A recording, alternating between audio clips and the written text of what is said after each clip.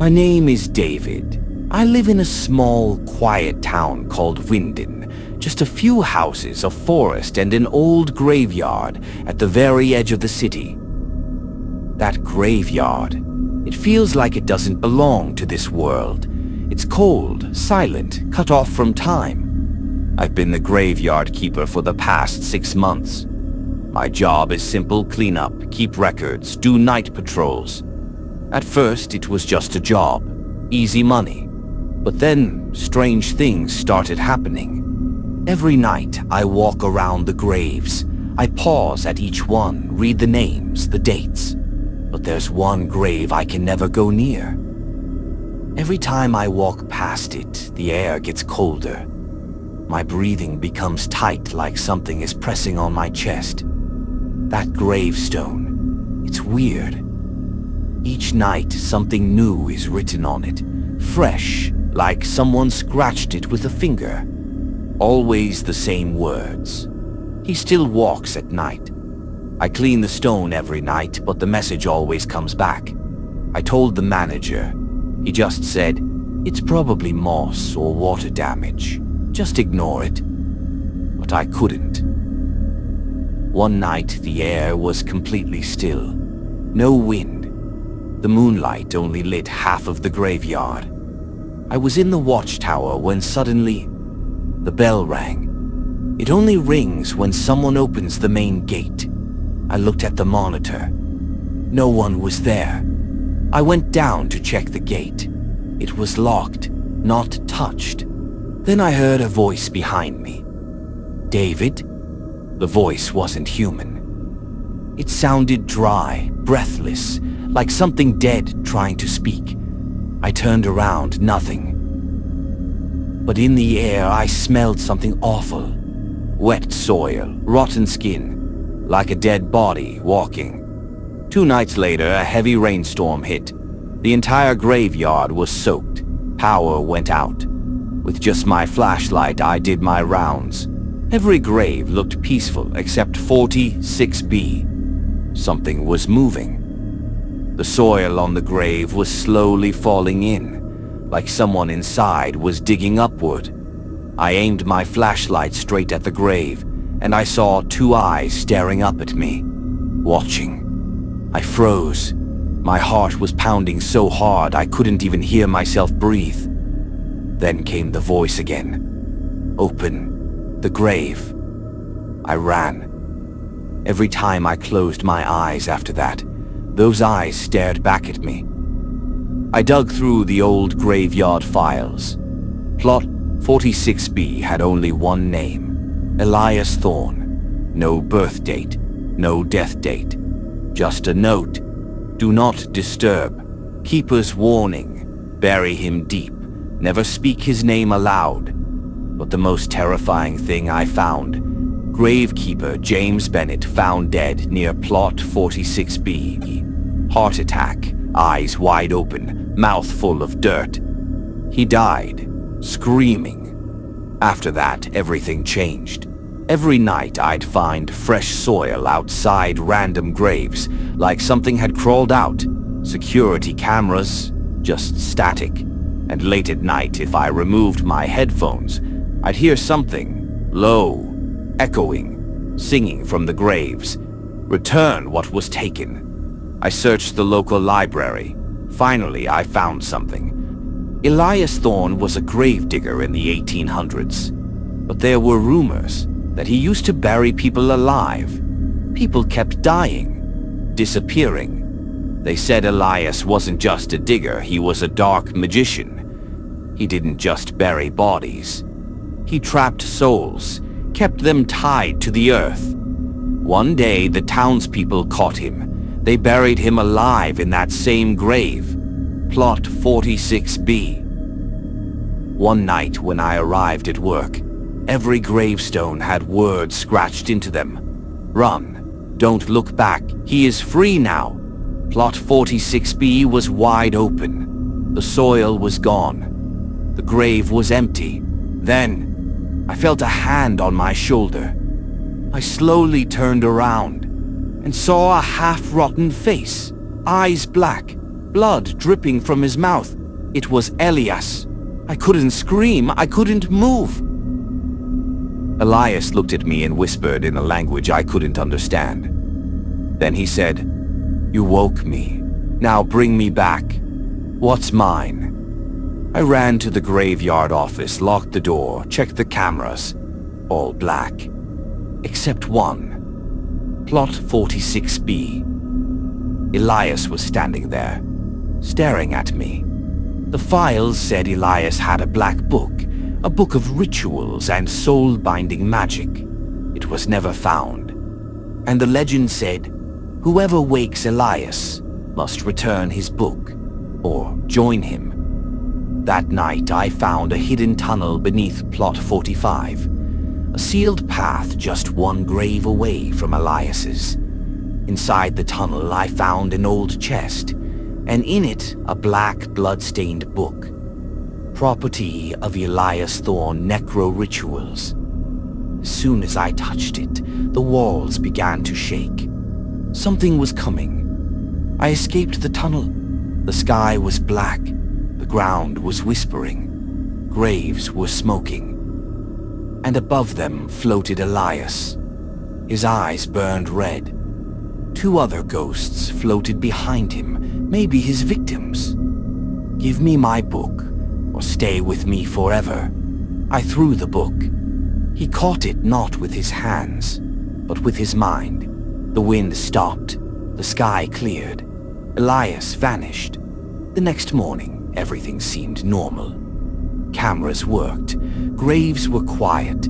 Plot 46B was sealed again. Fresh soil, clean stone. I quit the job. I moved away. But 2 weeks later, I got an email from the new graveyard keeper.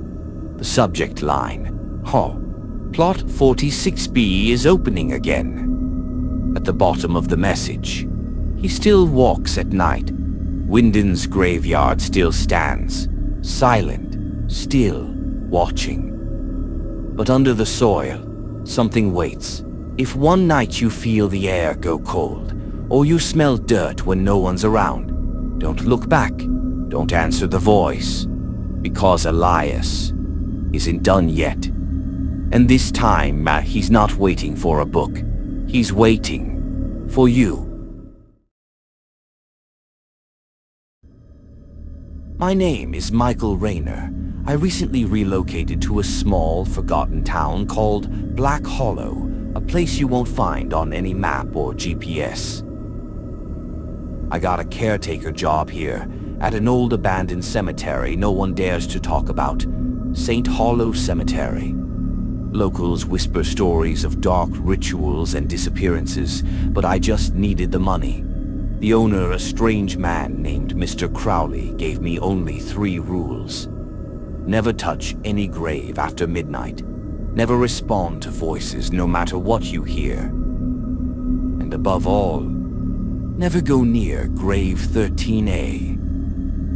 At the time, I thought it was just old folklore. I was wrong. My first night on duty seemed fine. Cold air, a musty smell lingering in the breeze, old rotten soil. At 12:43 a.m., while I sat inside the guard room, I heard a faint whistling like a child playing in the dark. I lowered the volume on the radio, but the whistling only grew louder. I grabbed my flashlight and stepped outside. The graveyard was deadly still. A light fog was rising from every grave. And then I heard a voice, soft, broken. "Michael, help me. I'm still alive." It was coming from grave 13A. I froze. That was the one I was told never to approach. The next morning, I dug through the cemetery files. 13A belonged to someone named Abigail Mortem, a 16-year-old girl buried in 1971. Her death certificate read, "Declared dead without autopsy." But what caught my eye was her father's name, Ezekiel Mortem, a man the town once called the Devil's Keeper. After Abigail's death, they sealed the entire graveyard. No one ever came back. Until now. On my second night at 1:07 a.m., I heard the heavy sound of chains dragging near the front gate. When I got there, it was open from the inside. That was impossible. I locked it myself. Then I saw it. Grave 13A was shaking. Blood was seeping through the soil. And then, a voice, louder, angrier. "They buried me alive. Now I bury them." I turned around and saw a head lying next to the grave. But it wasn't a stranger. It was me. Same face, same eyes, same terrified expression. I collapsed.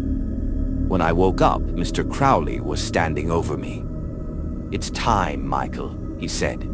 "Every 40 years, a keeper must be buried alive to keep Abigail's soul trapped. It's your turn now." I screamed, begged, cursed him. But then I looked at my hand. Something was written in blood. "You agreed to the pact." That night I had a dream, or maybe it was more than that. Abigail stood before me, pale, in a white dress, her eyes glowing blue. She whispered, "You can free me, or you can join me. Choose, keeper." I looked into her eyes and said, "I'll set you free." She smiled, but instead of teeth, her mouth was full of rusty nails. Wrong choice. The next morning, every grave in the cemetery was open. No corpses, no bones, nothing. Just a single note lying on the cracked soil. "It's your turn now." Suddenly, 4 figures grabbed me. Mr. Crowley was among them. They dragged me to grave 13A. The pit was deep, cold, waiting. They threw me in. Darkness swallowed me. And in that blackness, Abigail was waiting, alive. She smiled through broken lips and said, "You should have let me stay dead. Now we'll scream. Forever." Adam Sullivan was a 42-year-old man who felt empty inside. His world ended the day his 10-year-old daughter, Sophie, died in a car crash. He gave up everything, his job, his friends, his entire life. Only one thing kept him going: hope a chance to see her again. He heard about a strange place called Ravenshade Graveyard where time stops. People whispered that dead time lived there, and only one person could be its keeper. Adam found the path hidden deep in a forest, not shown on any map or GPS.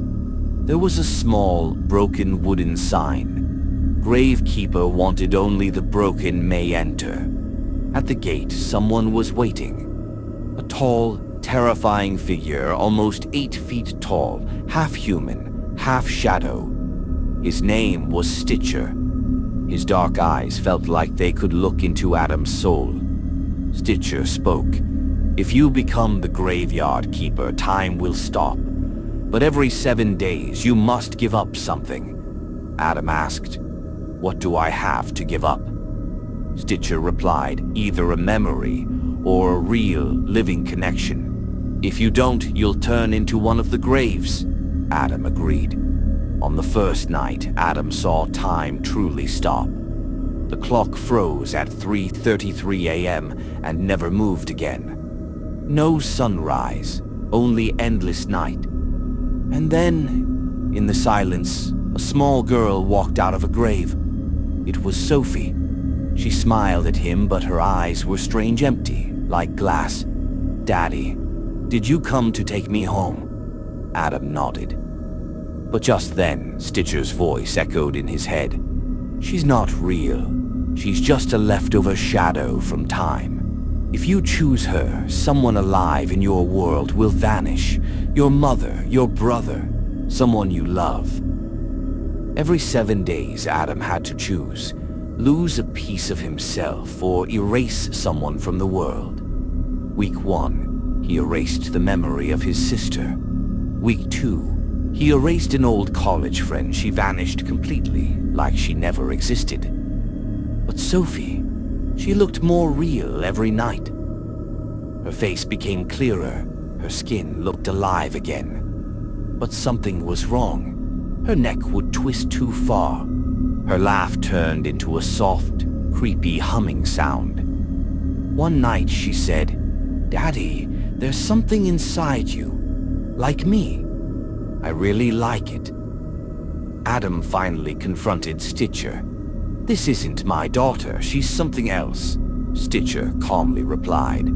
"You misunderstood. This graveyard doesn't protect time. It copies its shadows, echoes, fake versions. And every shadow wants to steal a real soul." Adam yelled, "I want to leave. I want to go back to real life." Stitcher answered, "You're no longer alive.